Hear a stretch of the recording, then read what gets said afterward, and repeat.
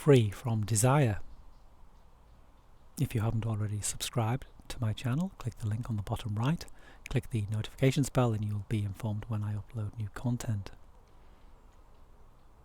So this upload is inspired by a comment I had from a subscriber who suggested that the Tao Te Ching and the Tao that I mention in the uploads doesn't feature or figure specifically in my book, No Path to Enlightenment, nor perhaps is often referenced by other non-dual teachings.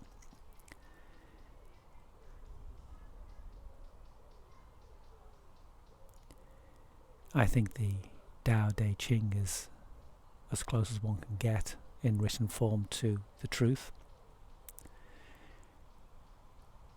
pointing to the unmanifest, the immutable, unknowable source, and we name that Tao. Lao Tzu named it Tao, and then mentioned specifically that the Tao that can be named is not the eternal Tao, or the truth that can be told is not the eternal truth.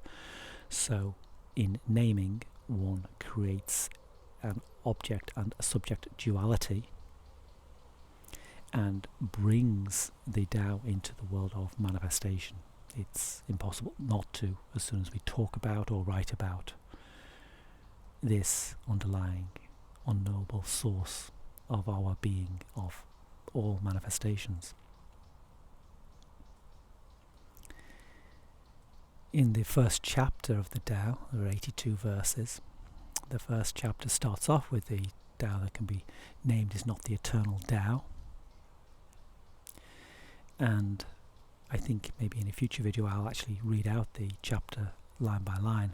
There are only maybe 8 sentences in there, so it doesn't take long to read, but it can take a lifetime to digest and to understand.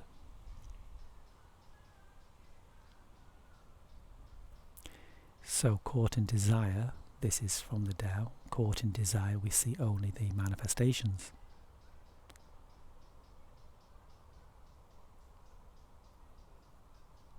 Free from desire we enter the mystery. And it sets up the paradox, as it does throughout the Tao Te Ching, the paradox between, I would suggest, being and doing. So, acting in the world of manifestations necessarily involves desire and attachment.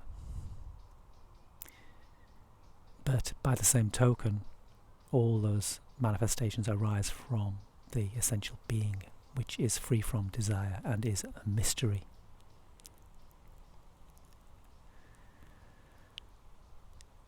And the Tao Te Ching moves on to how one should live in the world, the way the Tao Te Ching translates as roughly the way of being, or the way of virtue, or the path.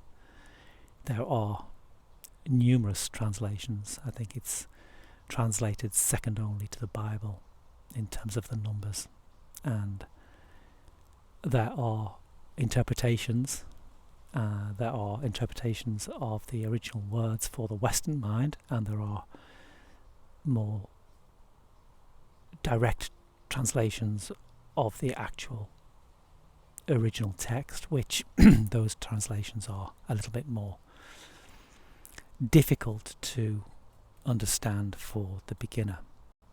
So there are various versions out there, and I might go into a little bit more detail about which I would recommend in a future video. But for this one we are going to maybe just focus in on that phrase, free from desire.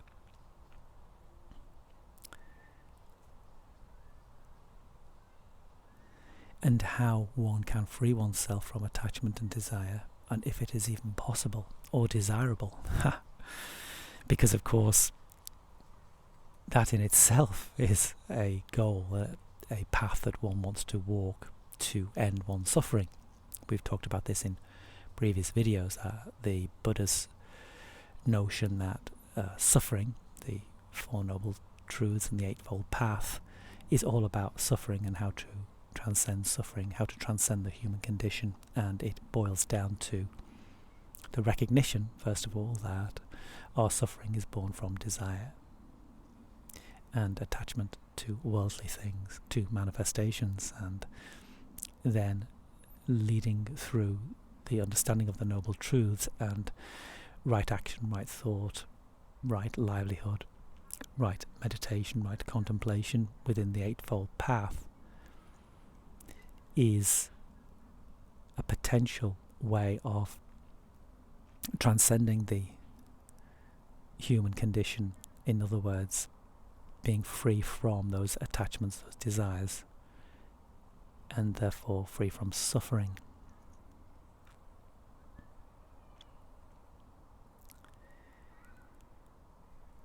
And so if one wants to follow a path, then Buddha's path is as good as any, in fact, better than most, perhaps. But of course, it's obvious that following paths require one to be in the manifestations, in the detail of living and trying to achieve something, i.e. the freedom from suffering. And so it's a paradox, the very thing that we want to change requires that we enter the world of manifestations in order to try to affect that change. And the message in my book is that often that is going in the wrong direction. It is adding more to oneself, and it is entering the world of form. And in fact, the very need and requirement to end suffering, to be self-realized or find enlightenment, is a desire, of course. And so we have an attachment to our desire to end our suffering. So this sets up a hopeless situation in a way, if you take that to the logical extremes, that anything that we do, any action that we try to achieve is a desire to change this situation to a better situation. And so we are naturally drawn to the world of manifestation, and we are entangled with it in everything we do. And even, of course, non-action is action in itself. So deciding to drop the notion of self, to empty one's mind, to enter the silent space is an action. So where does that leave us? I think that perhaps to read the Tao Te Ching as a poetry and not to try to analyze it, certainly try not to overanalyze it or understand it in one's initial reading, and subsequent readings dip in and let the words enter your soul, and do not try to apply those words or make sense of them for yourself. Just read and let go. Read and let go, and see if you can sense or have a resonance to the message behind the words. You will not be able to make sense of the Tao Te Ching. It is not something that you can intellectually and logically understand and categorize and pass on to other people. It is more a felt sense of beingness that exists beneath the words, behind the injunctions to act in the world in a certain way, or to set up paradoxes within the actual text, and the almost inevitable way that the human mind creates opposites. We are hardwired to see things in black and white, And that is a good method within which to function in the world, but these esoteric truths look beneath those black and white definitions, and the Tao talks about living in the center. So let the words wash over you and allow the mystery to unfold.